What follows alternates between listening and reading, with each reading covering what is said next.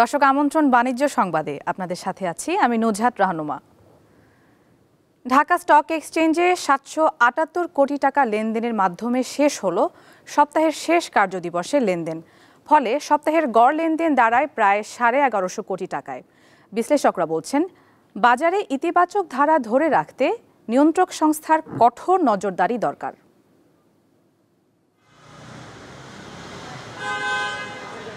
দেশের প্রধান পুঁজিবাজার ঢাকা স্টক এক্সচেঞ্জে সপ্তাহের প্রথম কার্যদিবস ১৪৪১ কোটি টাকা লেনদেন দিয়ে শুরু হয়, যা বছরের সর্বোচ্চ।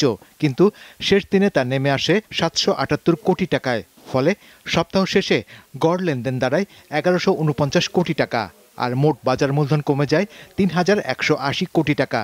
এছাড়া সপ্তাহের শেষ দিনে ডিএসসির এক সূচক ৫০ পয়েন্ট বেড়ে দাঁড়ায় ৫৫২৩ পয়েন্টে। মাঝামাঝি গেল, এত বেশি ভালো যায়নি, আবার আজকে থেকে তো সম্ভাবনা আছে আর কি ভালো করার জন্য। গত ২ সপ্তাহ আগে থেকে আস্তে আস্তে করে তখন বিনিয়োগকারী আবার আসতে শুরু করে, কিন্তু গত ২ দিন দেখি আবার একটু অস্থিরতা তৈরি হয়েছে। এটা কেন আমরা আসলে বুঝতে পারছি না। বাজার ভালো হবে, মৌলভিত্তিক শেয়ারগুলো বাজার দাম বাড়ছে, আপনার জেড কোম্পানি শেয়ারগুলো তত বাড়তেছে না। লেনদেনে মাঝে দরপতন হলেও শেষ দিকে আবার ইতিবাচক ধারা ফিরতে শুরু করেছে বলে জানায় ব্রোকারেজ হাউসগুলো। ট্রেন্ডের যে র্যালিটা শুরু হয়েছিল এটা হলো অ্যারাউন্ড মিড জুলাই থেকে মিড আগস্ট পর্যন্ত একটা স্ট্রং আপ ট্রেন্ড শো করেছিল। সেই সময়টাতে যেমন বাই প্রেশার ছিল, তো আপ ট্রেন্ডের পরে যেমন সেপ্টেম্বরের শুরু থেকে সেই বাই প্রেশারটা কমে যে আস্তে আস্তে ইনভেস্টররা সেল প্রেশারের দিকে প্রফিট টেকিং করার জন্য একটু সেল প্রেশার হচ্ছে। এই সেল প্রেশারটাও আস্তে আস্তে কমে যেয়ে সপ্তাহের শেষ কার্যদিবসে দেখা যাচ্ছে যে সেল প্রেশারটা এই মুহূর্তে বেশ কমে গিয়েছে। শেয়ার বাজারের লেনদেনে ইতিবাচক ধারা ধরে রাখতে বাজার নিয়ন্ত্রক সংস্থা বাংলাদেশ সিকিউরিটিজ অ্যান্ড এক্সচেঞ্জ কমিশনের কার্যকর পদক্ষেপ গ্রহণের কথা বলছেন বিশ্লেষকরা। ওয়াই ডু ইউ ওয়েট যে একটা অপরাধ সংগঠিত হোক তারপরে আপনি সেটা নিয়ে ডাকাডাকি করবেন কেন? এই সিস্টেমে আপনি আসতে পারেন না কেন ঢাকা স্টক এক্সচেঞ্জ? ওয়াই? আমার প্রশ্ন হলো, এটা কোনো কিছুই হবে না, কোনো অপরাধ সংগঠিত হবে না যদি if you go as per your surveillance system, যেটা আপনার কাছে আছে, যেটা আপনাকে ৪৪ ধরনের অ্যালার্ট দিচ্ছে, সেই অ্যালার্টগুলো দেখে সেই হাউসগুলোকে সতর্ক কেন আপনি তাৎক্ষণিকভাবে করেন না? ওয়াই ডু ইউ অ্যালাউ যে এরকম একটা অপরাধ সংগঠিত হয়ে যাক? সংগঠিত হবার আগে কেন আপনি অ্যালার্ট দেন না? বাজারে নতুন নতুন বিনিয়োগ আসছে জানিয়ে সংশ্লিষ্টরা বলছেন, এতে গতিশীল হবে দেশের প্রধান পুঁজি বাজার। শাহরিয়ার ইমন, দীপ্ত সংবাদ, ঢাকা। ইলিশের মৌসুম প্রায় শেষের পথে। চাঁদপুরের মাছ বাজারে ইলিশের সরবরাহ কিছুটা বেড়েছে। এর প্রভাবে দাম সামান্য কমলেও এখনও সাধারণ ক্রেতাদের নাগালের বাইরে রয়ে গেছে প্রিয় এই মাছ। এ বিষয়ে জানাতে আমাদের সাথে সরাসরি যুক্ত হচ্ছেন সহকর্মী ইব্রাহিম রনি। তিনি চাঁদপুরে অবস্থান করছেন। রনি, চাঁদপুরে আজ ইলিশের দাম কেমন দেখছেন এবং বাজারের সার্বিক পরিস্থিতি সম্পর্কে আমাদের জানাবেন।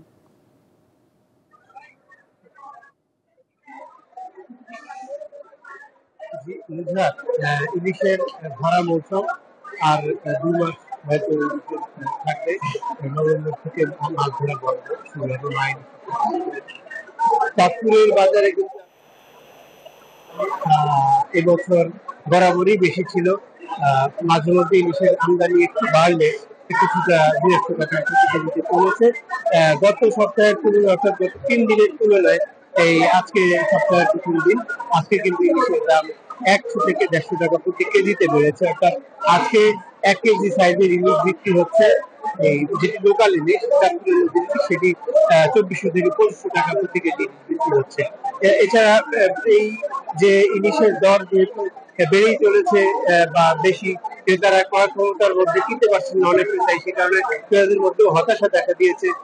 অনেকে যেমন ৫ কেজি ইলিশ কিনতে এসে তারা ২ কেজি কিনছেন। এইভাবে চাঁদপুরের বাজারে অনেকে আশা নিয়ে আসলেও তারা কিন্তু হতাশ হয়ে যাচ্ছেন। জেলেরা যেমনটি বলছেন যে আসলে চাঁদপুরের নদীতে ইলিশ কম ধরা পড়ছে নানান কারণে, নদী দূষণ, তারপরে ঝাপটা ইলিশ, মা ইলিশ শিকার, এইসব কারণে জেলেরাও বলছেন যে নদীতে যেহেতু মাছ কম ধরা পড়ছে, যে কারণে এই বাজারে ইলিশ কম আসছে।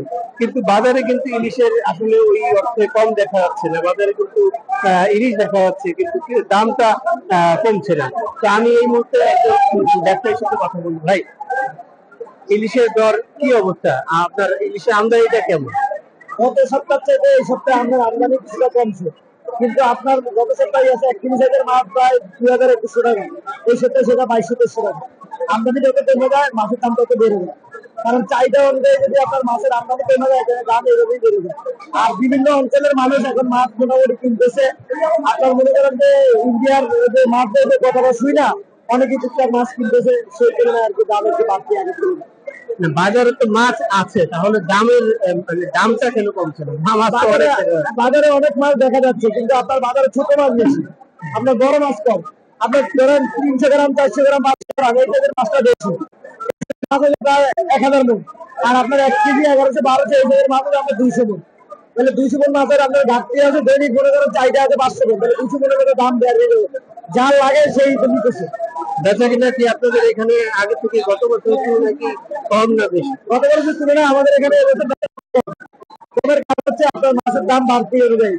আর আপনার বিভিন্ন সময় দেখা যায় আপনার আগের গত বছর এই দিনে আপনার 1000-1500 কেজি মাছ দৈনিক মনে করেন যে আপনার আমরা এক এক গতিতে একটা আড়তে বিক্রি করছি। এখন আমরা একটা আড়তে প্রায় 400 কেজি 500 কেজি মাছ বিক্রি করছি সর্বোচ্চ কি। তাহলে আমাদের মাছের দাম মনে করেন যে আমদানি কম, মাছের দাম এত বেশি। তো যেমনটি আসলে ইলিশের আমদানি কম, এ কারণেই দাম বেশি এমনকি বলছেন ব্যবসায়ীরা। যদিও ক্রেতারা বলছেন আসলে এখানে হয়তো সিন্ডিকেট থাকতে পারে, সিন্ডিকেটের প্রভাব কাজ করতে পারে, সে কারণে। তো চাঁদপুরের বাজারে আর ব্যবসায়ীরা যেমনটি আশা করছেন যে হয়তো আগামী সপ্তাহ থেকে বা ইলিশের আমদানি যখন বাড়বে, সামনে অমাবস্যা পূর্ণিমা আছে, তখন ইলিশের আমদানি বাড়বে এবং মাছের দামও কমে আসবে। এই ছিল চাঁদপুরের ইলিশ বাজার থেকে সর্বশেষ। দর্শক, চাঁদপুর থেকে ইলিশের খবরাখবর নিয়ে সরাসরি যুক্ত ছিলেন সহকর্মী ইব্রাহিম রনি। কালের বিবর্তন আর পৃষ্ঠপোষকতার অভাবে হারিয়ে যেতে বসেছে নরসিংদীর ঐতিহ্যবাহী মৃৎশিল্প। তুলনামূলক সহজলভ্য ও বিকল্প পণ্যের ভিড়ে সংকটে পড়েছে মাটির তৈরি সামগ্রী। অস্তিত্ব টিকিয়ে রাখতে হিমশিম খাচ্ছে এই খাতের শিল্পী ও কারিগররা। নরসিংদীর মৃৎশিল্পের খ্যাতি ছিল দেশব্যাপী।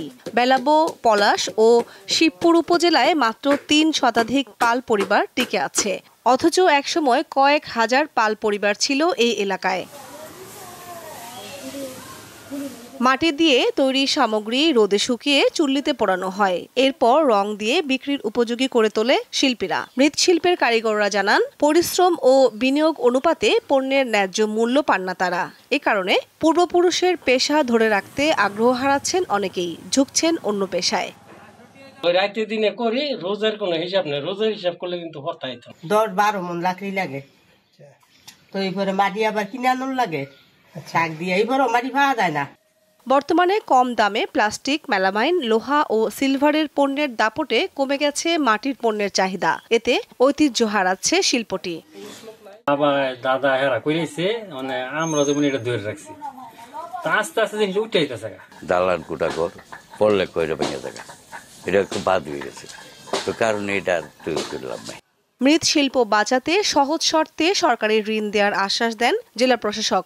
এখানে মেলা বা কোনো ধরনের প্রোগ্রাম হয়, সেক্ষেত্রে তাদের যে উপস্থাপনের বিষয়গুলো, এই শিল্পের বা উদ্যোক্তা মেলা হয়, সেখানে তাদের যদি অংশগ্রহণের মাধ্যমে কিছু সুযোগ করে দেওয়া যাবে, তাদের একটা বাড়তি আয়ের সুযোগ হতে পারে, কিংবা এই শিল্পগুলো মানুষের কাছে গ্রহণযোগ্য হতে পারে। পূজা, পহেলা বৈশাখ সহ বছরের বিশেষ দিনে মৃৎশিল্পের কদর বাড়ে কয়েক গুণ। তাই এই শিল্পকে টিকিয়ে রাখতে যথাযথ পদক্ষেপ নেয়ার দাবি সংশ্লিষ্টদের।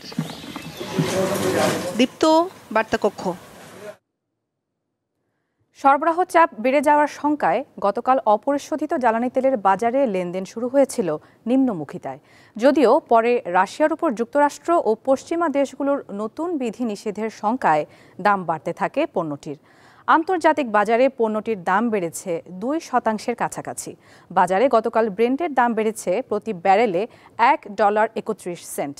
আগের দিনের তুলনায় প্রায় 2% বেড়ে এদিন পণ্যটি বিক্রি হয়েছে প্রতি ব্যারেল $67.68। এদিকে নিউ ইয়র্ক মার্কেন্টাইল এক্সচেঞ্জ নিমেক্সে গতকাল ওয়েস্ট টেক্সাস ইন্টারমিডিয়েট WTI এর দাম বেড়েছে ব্যারেলে $1.12।